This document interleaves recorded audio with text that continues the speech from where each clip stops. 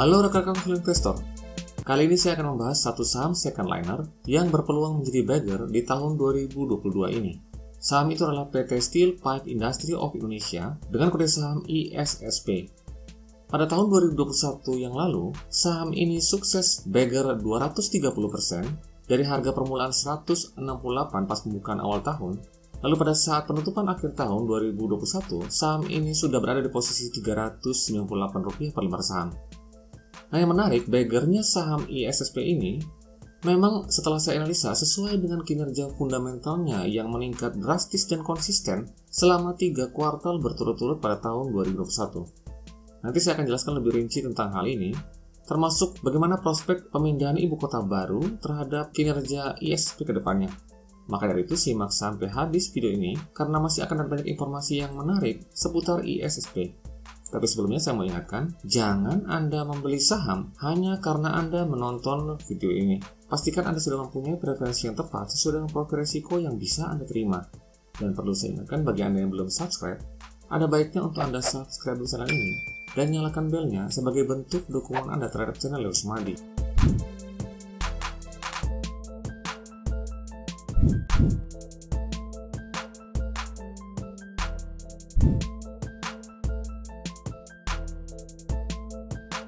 PT Steel Pipe Industry of Indonesia dengan kode saham ISSP adalah perusahaan yang memproduksi beragam macam pipa baja.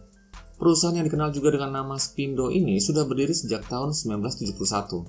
Nah, selama ini Spindo dikenal sebagai produsen pipa berkualitas tinggi, sehingga beberapa produk perseroan sudah ada yang diekspor ke beberapa negara, khususnya di Amerika Serikat dan juga Kanada.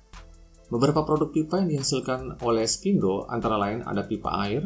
Nah, ini adalah pipa yang paling banyak dijual oleh Spindo.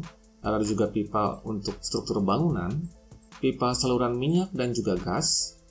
Lalu ada pipa stainless steel. Ini pipa yang biasanya digunakan salah satunya itu untuk konstruksi tangga misalnya, atau juga untuk bagian rangka di dalam, ini ada contoh untuk pegangan kereta ya. Lalu ada produk steel poles. Ini pipa yang biasanya digunakan untuk tiang listrik. Lalu ada GL pipe yang biasanya digunakan untuk rangka kanopi ya. Lalu ada juga mechanical pipe yang biasanya digunakan untuk rangka kendaraan bis. Nah, berikut ini adalah beberapa data yang menunjukkan harga ya pada saat video ini dibuat itu 380, lalu PR-nya 6,1 kali, PBV-nya 0,7 kali, ROE-nya 15,7% yang berdasarkan laporan keuangan kuartal ketiga ya.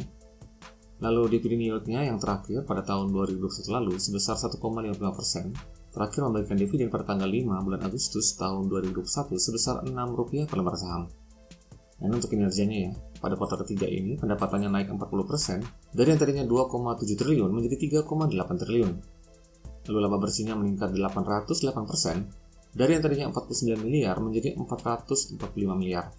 Nah, sekali lagi ini adalah laporan keuangan berdasarkan kinerja keuangan yang sampai dengan saat ini masih tersedia yaitu kuartal ketiga tahun 2021. Sedangkan saya juga masih menanti untuk kuartal keempat tahun 2021 yang akan menentukan langkah kita pada tahun 2022 ini. Nah, berikutnya adalah breakdown pendapatan atau penjualan dari produknya berdasarkan jenis produknya. Kita perhatikan ya, seperti tadi sudah saya katakan bahwa sebagian besar pipa yang dihasilkan dan dijual oleh Spindo itu adalah pipa air ya, sebesar 18%. Disusul pipa spiral 17%, lalu ada pipa mekanis 16%, pipa hitam 15%. Nah, ini yang biasanya untuk diekspor ke Amerika dan Kanada ya, pipa hitam. Lalu pipa perabot itu 14%, strip and flat itu 13%, lalu untuk tiang ini dalam kategori tiang listrik ya, 4%, lalu ada pipa stainless steel itu 2%, dan juga jasa, ini jasa untuk pemotongan dan juga pengalasan itu 1%. Lalu breakdown berdasarkan pasarnya atau tujuan pasar penjualannya, 90% itu ditujukan untuk pasar dalam negeri, dan 10% untuk pasar ekspor. Nah, data ini berdasarkan laporan keuangan terbaru ya, kuartal ketiga tahun 2021. Berikutnya kita akan cek solvabilitasnya. Hutangnya pada kuartal ketiga ini sebesar 3 triliun. Jumlah ini lebih kecil daripada ekuitasnya yang sebesar 3,7 triliun. Lalu hutang jangka pendeknya sebesar 2,6 triliun. Jumlah ini juga lebih kecil daripada aset lancarnya yang sebesar 4,1 triliun. Nah, dari beberapa fakta ini menunjukkan bahwa saat ini ISSP mempunyai kualitas hutang yang sangat baik, sangat sehat, dan sangat solid sampai dengan saat ini. Karena hutangnya dapat cover yang lumayan tebal dari ekuitas dan juga aset lancarnya. Nah, berikutnya saya akan menjelaskan beberapa prospek dari saham ISP ini yang membuat saya optimis bahwa saham ini akan mengulangi sukses multi-bagger pada tahun 2022 ini. Yang pertama, untuk memproyeksi kinerja masa depan ya, setidaknya itu kita mempunyai gambaran kinerjanya di masa yang lalu. Di sini saya sudah punya datanya untuk kinerja history. Nah, di sini saya mau tunjukkan kinerja history dari tahun 2020 ya. Ini kinerja tiap kuartal ya, sampai dengan kuartal yang ketiga tahun 2021. Nah, di sini yang paling kiri itu menunjukkan data tahun 2021 yang disetahunkan. Nah, Anda perhatikan ya, memang kinerja ISP tadi yang sudah saya katakan bahwa meningkat secara konsisten dan juga lumayan drastis ya, selama beberapa kuartal pada tahun 2020 dan juga yang paling utama itu tahun 2021. Kita perhatikan pada kuartal pertama tahun 2020, pendapatannya itu masih sebesar 1 triliun. Nah, saat ini jika disetahunkan itu, pendapatannya sudah mencapai 5 triliun. Pada kuartal ketiga pendapatannya 3,8 triliun. Lalu kita perhatikan untuk net profitnya, laba bersihnya, dari yang tadinya masih rugi ya, 75,2 miliar, lalu naik 2,6 miliar, dan saat ini jika disetahunkan itu laba bersihnya sudah meningkat drastis sebesar 594 miliar. Nah, kabarnya ya, laba 594 miliar ini merupakan laba rekor tertinggi selama masa hidupnya ISP ini. Nah, kalau Anda perhatikan ya, ini juga saya memberikan kepada Anda contoh bagaimana teori tentang jika kinerja suatu saham itu naik, maka otomatis harga sahamnya di pasar akan mencerminkan kinerja yang naik ini. Harga sahamnya juga akan mengikuti kinerja yang naik. Anda perhatikan, ini ada data dari tahun 2021 ya. Dari awal tahun, kita perhatikan ada sedikit kenaikan yang cukup drastis, lalu turun lagi pada bulan Februari, lalu keluar laporan keuangan untuk kuartal keempat ya, tentunya pada bulan Februari, membuat sahamnya itu naik, lalu sideways, lalu mengalami kenaikan yang cukup drastis ya pada kuartal kedua, mulai dari bulan Mei itu, naik terus sampai dengan beberapa kali wave, dan mencapai kenaikan yang cukup tinggi ya, seperti tadi sudah saya katakan, dari Rp168 per lembar saham, naik menjadi Rp398 per lembar saham, naik 230% pada tahun 2021, jadi bagger ya. Dan seperti Anda lihat, ketika harga sahamnya naik, kinerjanya ternyata juga ikut naik. Atau paling nggak begini, berdasarkan kinerja yang naik ini, maka investor mengapresiasi sahamnya dengan terus mengakumulasi saham ini, sehingga harganya itu menjadi naik. Nah, inilah salah satu bukti bahwa harga suatu saham itu pada suatu saat akan mengikuti kinerja fundamentalnya. Nah, berikut ini saya juga ingin sampaikan kepada Anda beberapa data ya, tentang bagaimana saham ini diburu pada saat kinerjanya bagus pada tahun 2021 lalu ya, ini data tahun 2021. Untuk data 1 tahunan saya ambil dari FTI. Anda perhatikan ya, ISP ini mencatatkan net buy pada tahun 2021 yang lalu.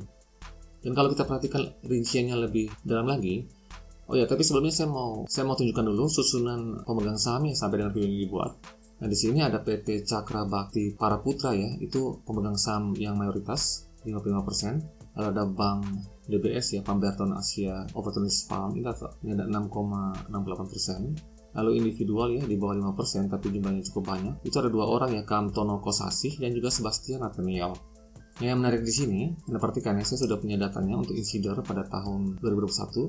Nah, Anda perhatikan pemegang saham utamanya itu terus melakukan akumulasi ya pada tahun 2021 dan juga memasuki tahun 2022. Dan yang menarik di sini untuk pendatang baru ya, yang tadi saya katakan Nathaniel Sebastian, ini terus mengakumulasi ya pada tahun 2021 bulan Agustus itu melakukan pembelian saham yang cukup besar ya, sebesar sekitar 682 juta ya. Lalu pada bulan-bulan sebelumnya, saham ini juga tetap diburu oleh pemegang saham mayoritas ya, atau pengendalinya.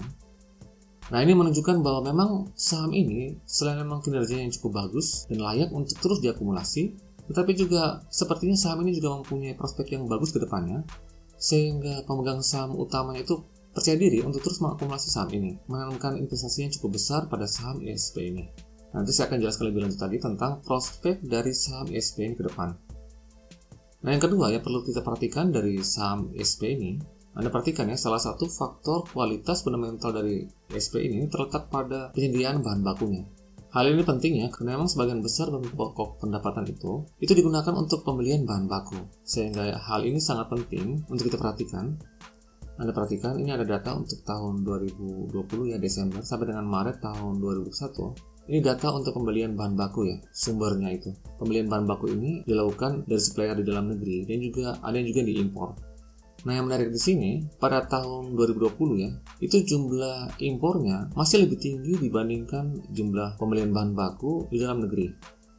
Tapi setelah tahun 2021, komposisi ini menjadi berubah dan berubahnya juga cukup drastis ya. 62% itu pembelian bahan baku itu berasal dari supplier yang lokal dan 37%-nya itu dari impor. Nah, hal positif dari kebijakan ini adalah ISP ini dapat mempercepat proses pengadaan bahan baku ya, sehingga ketersediaan bahan baku ini tidak mengganggu proses produksi. Dan memang salah satu keunggulan dari ISP ini yang sudah juga dijelaskan oleh manajemennya adalah proses pengiriman produk jadi pipa yang deklainnya itu sangat cepat. Sehingga dengan adanya bahan baku yang didapat di dalam negeri ya, tentunya hal ini dapat terus dipertahankan. Di samping itu, dengan semakin banyak komponen bahan baku yang berasal dari dalam negeri, maka dapat menjaga ISP dari risiko nilai tukar rupiah yang dapat berfluktuasi sewaktu-waktu. Nah, faktor bahan baku inilah yang menjadi salah satu kontribusi terbesar atau setidaknya yang cukup berkontribusi cukup besar terhadap kinerja perusahaan terutama bottom line-nya ya, pada tahun 2021. Nah, prospek yang ketiga ya, ini terkait dengan ekspor Indonesia. Nah, ketika saya posting beberapa data yang menarik ya seputar neraca dagang Indonesia di Instagram, Anda perhatikan ya bulan Desember itu Indonesia mencatatkan surplus neraca dagang sebesar 35 miliar US dollar. Dan jika Anda perhatikan ya, Indonesia seolah-olah justru semakin bagus neraca dagangnya justru ketika krisis pandemi ini terjadi pada tahun 2020 dan juga berlanjut pada tahun 2021. Padahal pada tahun-tahun sebelumnya, sebelum pandemi terjadi, neraca dagang kita itu masih sempat minus, yaitu pada tahun 2019 dan juga pada tahun 2018. Lalu pada tahun 2016 dan 2017 lumayan bagus, tapi tidak sebagus tahun 2020 dan juga 2021. Nah, yang menarik di sini, jika kita breakdown golongan produknya, maka yang menyumbang surplus neraca dagang ini itu berasal dari ekspor produk besi dan juga baja. Nah, salah satu perusahaan besi dan baja di Indonesia yang produknya itu menjadi salah satu kontribusi ekspor itu adalah produk dari Spindo. Itulah kenapa pada kuartal ketiga, porsi ekspor ISP naik dari yang tadinya 6% menjadi sekitar 8 sampai dengan 9%. Naik dari yang tadinya 171 miliar menjadi 344 miliar. Dan kemungkinan besar tren ini akan terus berlanjut karena memang produk-produk dari ISP ini sangat berkualitas dan sudah mendapat kepercayaan di luar negeri, terutama untuk pasar Amerika dan juga Kanada. Nah, berikutnya yang paling menarik dari topik pembahasan seputar ISP ini adalah pembangunan ibu kota baru. Pemindahan ibu kota negara dari Jakarta ke Kabupaten Panajam Pasar Utara ya Kalimantan Timur ini sepertinya membawa sentimen yang sangat positif pada emiten yang berkaitan dengan infrastruktur dan juga properti. Lokasi tempat ibu kota baru itu seluas 256.000 hektar sekian.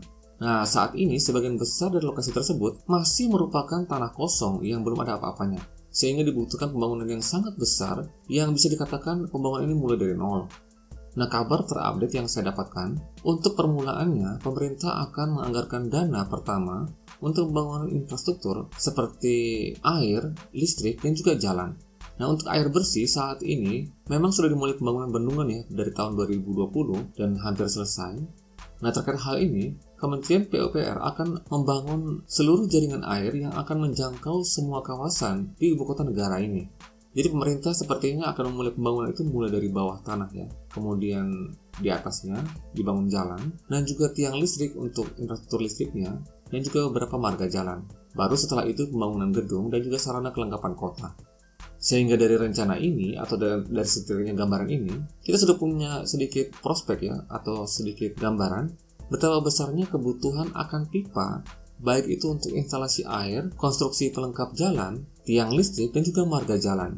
Dan ini akan terus berkaitan dengan pembangunan IKN ini sampai dengan tahun 2024 nanti. Sehingga saya percaya hal ini tentunya akan memberikan sentimen atau pengaruh yang positif terhadap kinerja dari ISP. Di sisi lain, Presiden Jokowi juga sudah memerintahkan supaya pembangunan ibu kota baru ini harus menggunakan lebih banyak komponen bahan baku lokal, salah satunya pipa. Lagi memang kebutuhan pipa ini tidak hanya datang dari pemerintah saja terkait pembangunan ibu kota baru ini, tetapi juga dari sektor swasta yang pasti sudah mulai memasang ancang-ancangnya untuk membangun sejumlah perumahan atau juga properti di sekitar area ibu kota baru. Nah, semua peluang ini ternyata sudah diantisipasi atau ditanggapi dengan sangat cepat oleh manajemen ISP dengan membangun gudang produk di Samarinda, Kalimantan Timur. Nah, ini merupakan lokasi yang cukup strategis, terutama untuk area perpasaran secara keseluruhannya di Kalimantan sebagai sebuah pulau yang diperkirakan semakin berkembang ke depannya. Nah, tujuan dari pembangunan gudang ini tentunya adalah untuk mempermudah pemasaran ke semua wilayah Kalimantan, khususnya ke daerah kawasan Ibu Kota Baru. Nah, hal ini tentunya akan semakin mempercepat pemasaran dari ISP, terutama untuk penyediaan produk-produk yang sangat dibutuhkan untuk pembangunan Ibu Kota Baru. Oke, sekian dulu pembahasan tentang ISSP. Semoga informasi ini bermanfaat. Sekian dan terima kasih. Salam Value Investor.